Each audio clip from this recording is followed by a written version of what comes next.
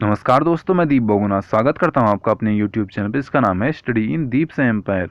तो गाइस, आज की वीडियो में हम जानने वाले हैं गुरुत्वाकर्षण का सार्वत्रिक नियम। इसका फॉर्मूला भी अभी मैं आपको एक्सप्लेन करूंगा। इससे पहले हम जानते हैं कि गुरुत्वाकर्षण का सार्वत्रिक नियम क्या होता है। तो विश्व क्या है कि हमने पिछली वीडियो में ये देख लिया था, गुरुत्वाकर्षण के बारे में हम पिछली वीडियो में पढ़ चुके हैं। ये है हमारा पार्ट 2। तो इसमें हम जो देख रहे हैं वो ये देख रहे हैं कि विश्व का प्रत्येक पिंड, यानी कोई भी छोटा पिंड हो बड़ा पिंड हो, पिंड मतलब कोई वस्तु, ठीक है, प्रत्येक अन्य वस्तु या पिंड को अपने ओर क्या करती है, आकर्षित करती है, यानी एक बल लगाती है, जिसको हम क्या कौन सा बल कहते हैं, गुरुत्वाकर्षण बल कहते हैं, जो दोनों पिंडों के द्रव्यमानों के गुणनफल के समानुपाती होता है। तो यह जो बल होता है वो दोनों पिंडों को मिलाने वाली रेखा की दिशा में लगता है। यानी ये जो बल लगेगा, जो हमने ये बल देखा, कौन सा बल, जो दोनों पिंडों के द्रव्यमानों के गुणनफल के समानुपाती तथा उनके बीच की दूरी के वर्ग के व्युत्क्रमानुपाती होता है। यानी उनके बीच जो डिस्टेंस होगी उसके व्युत्क्रमानुपाती होगा वर्ग के। ठीक है, तो ये चीज़ हमने, ये वाला बल, तो यह जो बल होगा वो मैं बोल रहा हूँ कि पिंडों को मिलाने वाली जो रेखा होगी उसी की दिशा में लगेगा। ठीक है, अब आप इस डायग्राम से समझो। यानी यहाँ पे जो बल लगेगा वो पिंडों को मिलाने वाली रेखा की दिशा में लगेगा। ठीक है, यहाँ से जाएगा बल, यानी इस वाले जो पिंड है, बड़े वाले पिंड से इधर को जाएगा, छोटे वाले पिंड से इधर को, यानी एक दूसरे की ओर आकर्षित करेंगे एक दूसरे को। ठीक है, और इनके जो बीच की डिस्टेंस है उसको हम डी से डिनोट करते हैं। किससे डिनोट करते हैं? डी से। ठीक है, और इसके बाद देखो, किन्हीं, ये जो डायग्राम है वो ये है कि किन्हीं दो एक समान पिंडों के बीच गुरुत्वाकर्षण बल उनके केंद्रों को मिलाने वाली रेखा की दिशा के निर्देशित होती है। यानी जो उसकी मिलाने वाली रेखा होगी उसी के दिशा में निर्देशित होगी, यानी निर्देशित होगी। ठीक है, और यहाँ पे अगर आपको पढ़ना है आइजैक न्यूटन के बारे में तो आप इनको देख सकते हैं। बेसिकली इनका जो जन्म हुआ था वो इंग्लैंड में ग्रेंथर के निकट हुआ था। ठीक है, और इनके बारे में आप और भी चीज़ें देख सकते हो। न्यूटन के व्युत्क्रम वर्ग नियम का जो अनुमान कैसे लगाया ये भी आप देख सकते हो।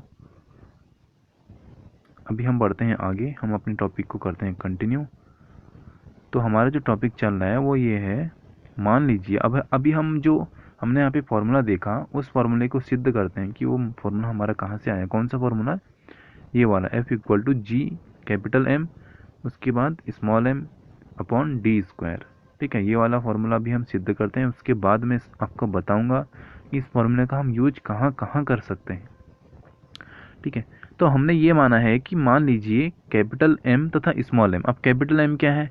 ये कोई एक वस्तु है जो बड़ी वस्तु है, या कोई भी वस्तु है, मतलब एक वस्तु, ये इसको हमने कैपिटल एम बोल दिया, और एक दूसरी वस्तु है इसको हमने स्मॉल एम बोल दिया, इनके वेट को। ठीक है, वेट को बोला है। ठीक है, कैपिटल एम तथा स्मॉल एम द्रव्यमान के दो पिंड ए तथा बी एक दूसरे से डी दूरी पर स्थित हैं।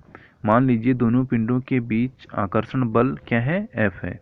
यानी इनके बीच जो आकर्षण बल है वो क्या है? एफ है।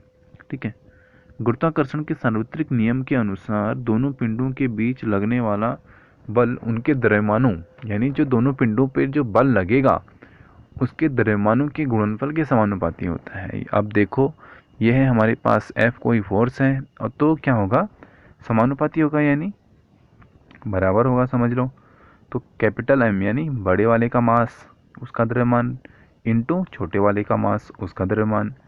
ठीक है, ये क्या होगा? समानुपाती होगा। तथा दोनों पिंडों के बीच लगने वाला जो बल है उनके बीच की दूरी, उनकी जो बीच की दूरी होगी, यानी डी के वर्ग, डी के वर्ग, यानी जो डिस्टेंस होगी उसके वर्ग के व्युत्क्रमानुपाती होगी। यानी यहाँ पे डी कहाँ आएगा? 1/d² हो जाएगा। डिस्टेंस का स्क्वायर करना है, और है कहाँ वो? व्युत्क्रमानुपाती है, यानी बट्टे में जाएगा। तो यहाँ पे F इक्वल टू ये बन गया 1/d²। तो समीकरण हमने यहाँ पे देखो, आप पहली वाली समीकरण जो थी हमारी कैपिटल एम स्मॉल एम, और जो दूसरी समीकरण थी 1/d², इन दोनों को अगर हम मिलाएं तो हमको क्या मिलेगा? ये मिलेगा, देखो आप, F इक्वल टू, एफ यहाँ पे प्रोपोर्शन का साइन आएगा। क्यों? क्योंकि हमने अभी ये प्रोपोर्शन का साइन हटाया नहीं है। जब तक ये समानुपाती का साइन हटेगा नहीं, यहाँ पे कोई दूसरी वैल्यू आएगी, तब तक यहाँ पे बराबर हम नहीं लिख सकते हैं। तो यहाँ पे एफ हमारा प्रोपोर्शन टू होगा capital M small M upon d²। अब आप समझ गए। और अगर हम यहाँ पे प्रोपोर्शन का साइन हटाते हैं तो हमको यहाँ पे एक क्या मिलता है, अनुपातिक स्थिरांक मिलता है। इसी को हम क्या कहते हैं, सार्वत्रिक गुरुत्वीय स्थिरांक कहते हैं। और इसका जो हमको फाइनल फार्मूला मिलेगा वो ये मिल जाएगा, F equal to G capital M into small m upon D square. ये हमको फाइनल फार्मूला इसका मिल जाएगा। और अगर हम इसको वज्र गुणनखंड विधि आपने पढ़ी होगी, यानी अगर हम क्या करें, डी स्क्वायर को क्रॉस मल्टीप्लाई करके F के साथ ले जाएं तो हमको क्या मिल जाएगा, F into D square equal to G capital M small m, ये मिल जाएगा। और अगर यहाँ से हमको निकालना हो g, तो g बराबर क्या हो जाएगा, F D square, F into D square upon capital M into small m। तो समीकरण जो हमारी ये अंतिम आर की है 10.5 में बल, दूरी तथा द्रव्यमान के मात्रक के हैं प्रतिस्थापित करने पर हमें g की SI मात्रक, अब g का SI मात्रक अगर हमको निकालना है तो ये हम कैसे निकालेंगे, तो उसके लिए हम क्या करेंगे, पहले बल का हम मात्रक रखेंगे और फिर डिस्टेंस का यानी दूरी का मात्रक रखेंगे। उसके बाद ये बल का यानी जो ये हमारा मास है, यहाँ पे मास है ना, इसका हमने वेट लेंगे केजी में, इसका भी लेंगे केजी में, तो ये ऊपर जाएगा तो क्या हो जाएगा, kg-2।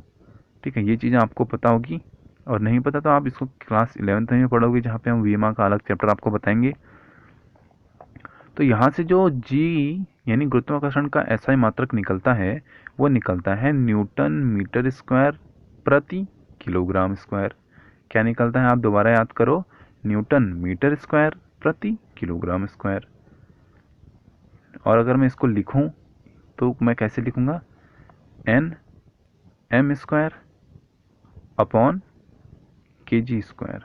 ठीक है, ऐसे लिखूंगा। ठीक है, और ये इसका क्या हो जाएगा, सार्वत्रिक फॉर्मूला हो जाएगा। और हेनरी केल्विन ने एक सुग्राही तुला का उपयोग करके जी का मान निकाला था, और इन्होंने जो जी का मान निकाला था अभी तक ये मान क्या है, मान्य है, 6.673 into 10⁻⁻11 newton metre square upon K G square. तो यहाँ पे इन्होंने एक पर्टिकुलर इसकी वैल्यू दे रखी है, और ये वैल्यू आप जरूर याद रखें। अगर आप इसको एग्जाम में लिख के आते हैं तो एग्जामिनर इतने से ही आपको मार्क्स दे सकता है, 1 नंबर। तो आप इसको जरूर याद रखें, कितना है, 6.673 इंटू 10⁻⁻11। हम जानते हैं कि किन्हीं भी दो वस्तुओं के बीच आकर्षण बल विद्यमान होता है। आप अपने साथ समीप बैठे अपने मित्र के बीच लगने वाले इस बल के मान का अभिलंबन कीजिए, यानी आप इसको देखिए कि क्या रियलिटी में ऐसा होता है या नहीं होता है। तो यहाँ पे अगली वीडियो में यहाँ पे मैं आपको इसका एक क्वेश्चन भी करवाऊंगा, जिसमें कि हम देखेंगे कि इस वाले फॉर्मूले का हम यूज कहाँ करेंगे, और इसमें अगली वाली वीडियो में हम ये भी देखेंगे कि मुक्त पतन क्या होता है। तो यहाँ पे करते हैं इस वीडियो को समाप्त। जय हिंद, जय भारत।